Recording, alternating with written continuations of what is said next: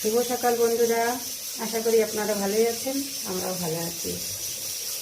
আজকে প্রচণ্ড ঠান্ডা, দুদিন থেকে প্রচণ্ড ঠান্ডা দিচ্ছে, কিচ্ছু করতে ইচ্ছা করছে না। ঘুম থেকে উঠলাম 8টার সময়, ঘুম থেকে উঠে ওর বাবাকে আগে নাস্তা করে দিলাম, আর এখন এই যে আমাদের জন্য বসালাম। কী করবো, এত ঠান্ডা, উঠতেই ইচ্ছা করছে না, আর তার মধ্যে কোমর ব্যথা, পা ব্যথা, কিচ্ছুও ভালো লাগছে না।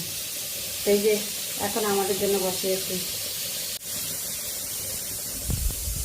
এখানে প্রেসার কুকারে ভাত বসিয়েছি, আলু সিদ্ধ দিয়েছি,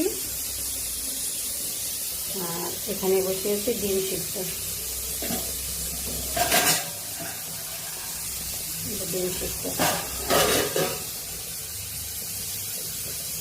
সকালবেলা আলু সিদ্ধ ডিম সিদ্ধ নাস্তা হবে বাচ্চাদের জন্য।